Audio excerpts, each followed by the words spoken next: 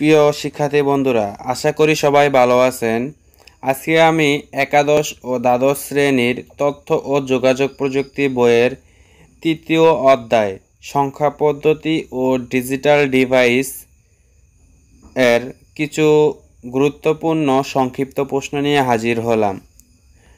তো বন্ধুরা, এই প্রশ্নগুলো তোমাদের জানা থাকলে অবশ্যই বোর্ড পরীক্ষায় কিংবা একাডেমিক পরীক্ষায় তৃতীয় অধ্যায় অর্থাৎ সংখ্যা পদ্ধতি ও ডিজিটাল ডিভাইসের অধ্যায় থেকে তোমরা খুব সহজে কিছু প্রশ্ন কমন পাবে। তো শুরু করা যাক। প্রথমে আছে সংখ্যা। কোনো কিছুর পরিমাণ বোঝানোর জন্য যা ব্যবহার করা হয় তাই সংখ্যা।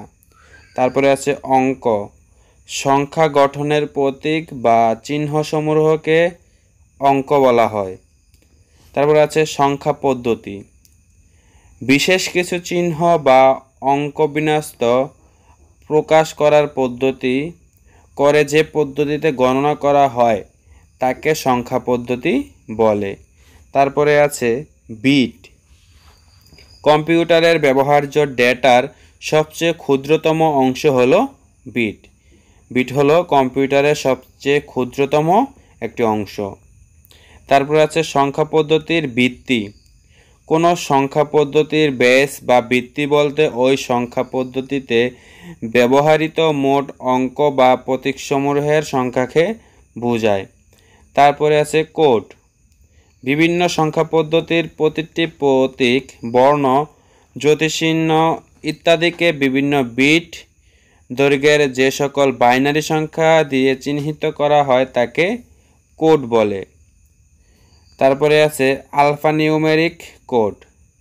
যে কোডের মাধ্যমে বর্ণ বা অক্ষর, অঙ্ক এবং বিভিন্ন গাণিতিক চিহ্ন সহ কতগুলো চিহ্ন, বিশেষ চিহ্ন ইত্যাদি নির্দেশ করা হয় তাকে আলফানিউমেরিক কোড বলে। কোড বিভিন্ন ধরনের হয়ে থাকে।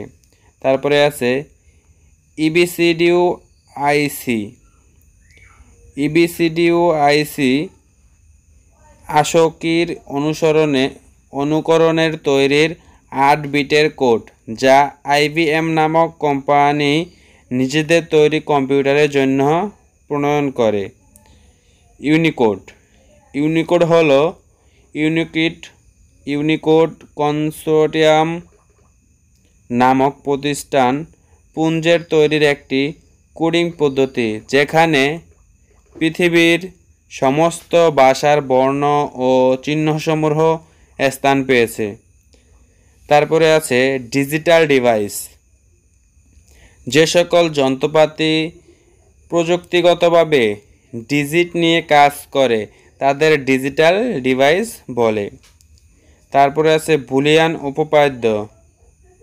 বুলিয়ান আলজেব্রায় জটিল সমীকরণকে সরলীকরণ করার জন্য কিছু সূত্র বা উপপাদ্য ব্যবহার করা হয়, যেগুলো বুলিয়ান উপপাদ্য নামে পরিচিত।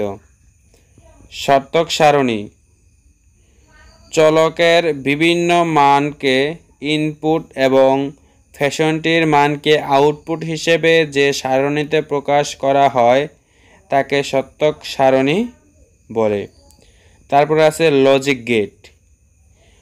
প্রকৃতপক্ষে যেসব ডিজিটাল ইলেকট্রনিক সার্কিট যুক্তিভিত্তিক সংকেতের প্রবাহ নিয়ন্ত্রণ করে সেসব সার্কিটকে লজিক গেট বলে। মৌলিক লজিক গেট।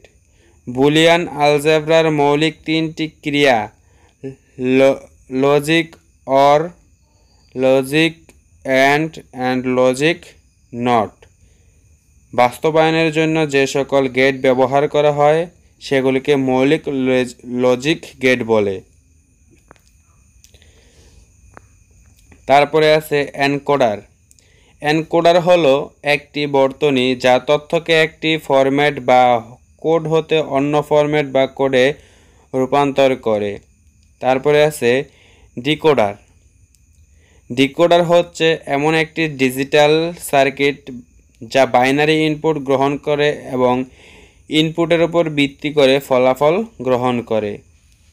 তারপরে আছে অ্যাডার। অ্যাডার বা যোগ বর্তনী হলো বাইনারি সংখ্যার যোগ বাস্তবায়নকারী ডিজিটাল বর্তনী। হাফ অ্যাডার যে সমস্ত বর্তনীতে বাইনারি 2 অঙ্ক বিট যে যোগ করলে যোগফল সাম এবং ক্যারি বিট পাওয়া যায় তাকে হাফ অ্যাডার বলে। তারপরে আছে ফুল অ্যাডার যে সমবায় বর্তনীতে বাইনারি 2টি অঙ্ক ছাড়াও ক্যারি অতিরিক্ত বিট যোগ করে যোগফল সাম এবং এস এবং ক্যারি সিও পাওয়া যায় তাকে পূর্ণযোগ বর্তনী বা ফুল অ্যাডার বলে। অ্যাডার 3 ধরনের: অ্যাডার, হাফ অ্যাডার, ফুল অ্যাডার। তারপরে আছে ফ্লিপ ফ্লিপ ফ্লিপ হলো লজিক গেট দিয়ে তৈরি এক ধরনের ডিজিটাল বর্তনী যা 1 বিট তথ্য ধারণ করে রাখতে পারে। তারপরে আছে রেজিস্টার হলো কিছু ফ্লিপের সমন্বয়ে তৈরি ডিজিটাল বর্তনী যা সীমিত সংখ্যক বাইনারি ডেটা ধারণ করে রাখতে পারে। তারপরে আছে কাউন্টার যে বর্তনীর সাহায্যে গণনার কাজ সম্পন্ন করা যায় তাকে কাউন্টার বলে। তো বন্ধুরা, এই ছিল একাদশ ও দ্বাদশ শ্রেণীর তথ্য ও যোগাযোগ প্রযুক্তি বইয়ের 3য় অধ্যায়ের কিছু গুরুত্বপূর্ণ প্রশ্ন। তো বন্ধুরা, এর আগে আমাদের চ্যানেলে 2য় ও প্রথম অধ্যায়ের কিছু গুরুত্বপূর্ণ প্রশ্নের ভিডিও আপলোড করা হয়েছে। তোমরা যদি কেউ দেখে না থাকো অবশ্যই তোমরা দেখে আসবে। এগুলো তোমাদের পরীক্ষায় খুবই কাজে আসবে। তো বন্ধুরা, যারা আমাদের চ্যানেলটি এখনও সাবস্ক্রাইব করনি অবশ্যই সাবস্ক্রাইব করে পাশের আসা বেল আইকনটি বাজিয়ে দিবেন। আর অবশ্যই ভিডিওগুলো বন্ধুদের সাথে শেয়ার করবেন, কারণ আপনাদের উৎসাহ পেলেই আমরা ভিডিও বানাতে আগ্রহী হই। তো আপনাদের যাদের যেই বিষয়ে যেই সাবজেক্টের উপর ক্লাস লাগবে অবশ্যই কমেন্ট করে জানাবেন। ধন্যবাদ সবাইকে। আল্লাহ হাফেজ।